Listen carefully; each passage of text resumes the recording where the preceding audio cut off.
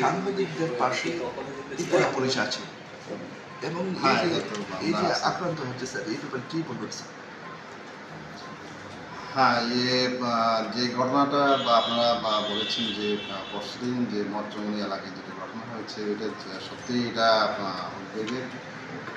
তো খবরটা পাওয়ার সঙ্গে সঙ্গে আমাদের থানা থেকে পুলিশ স্টাফ গিয়েছে এখানে, এবং ওইখানে একজনকে আটক করা হয়েছে। ওই দিন তাকে জিজ্ঞাসাবাদের জন্য নিয়ে এসেছিল। পরে আমরা যখন দেখা গেল ওইটাতে ইনভলভমেন্টটা যখন এফআইআরে যখন এসছে, আমরা তাকে অ্যারেস্ট করেছি, এবং এফআইআরে নাম ছিল তিনজন যে আক্রমণ করেছে বলে যে কমপ্লেন করা হয়েছে, যে কমপ্লেন মোতাবেক তিনজনকে আমরা অ্যারেস্ট করেছি। আজকে খবর হচ্ছে আমরা খুব সিরিয়াসলিভাবেই আমরা নিচ্ছি, যেহেতু যে সাংবাদিকতার উপরে যে এরকম আক্রমণ, এটা মোটেই এটা আমরা টলারেট করবো না। ওইটা আমরা সিরিয়াসভাবে নিচ্ছি, ওই তদন্ত চলছে এখন।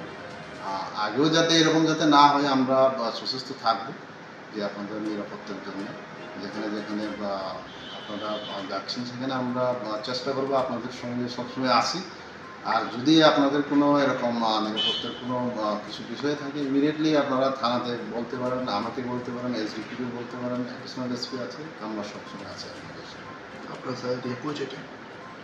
আমার নাম বিজয় দেব বর্মা। আমি এখন এসপি ওয়েস্টে আমি ইনচার্জ হিসেবে আছি।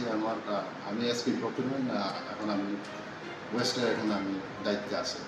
আজকে জার্নালিস্ট ইউনিয়ন অফ ইন্ডিয়ার ত্রিপুরার একটি প্রতিনিধি দল আমরা ভারপ্রাপ্ত এসপি মহোদয়ের সঙ্গে সাক্ষাৎ করেছি।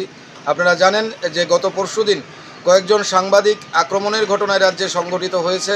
ইতিমধ্যেই তিনজনকে পুলিশ গ্রেপ্তার করেছে। আমাদের দাবি যে এই ঘটনার সঙ্গে যারা আরও যুক্ত রয়েছে কিংবা সেটার আরও তদন্তক্রমে এই ঘটনার সুষ্ঠু সেখানে ব্যবস্থা গ্রহণ করা হোক, এবং মূল উদ্দেশ্য হচ্ছে আমাদের আজকের এই ডেপুটেশনের যাতে ত্রিপুরা রাজ্যে যে বিভিন্ন সময়ে এইভাবে সংবাদ মাধ্যম কিংবা সাংবাদিকের উপর আক্রমণ সংঘটিত হয়, এই প্র্যাকটিসটা বন্ধ হোক, এই ঘটনাগুলো বন্ধ হোক, এবং পুলিশ প্রশাসন কিংবা প্রশাসন এই ঘটনাগুলোর বিরুদ্ধে কঠোর থেকে কঠোরতম ব্যবস্থা গ্রহণ করুক।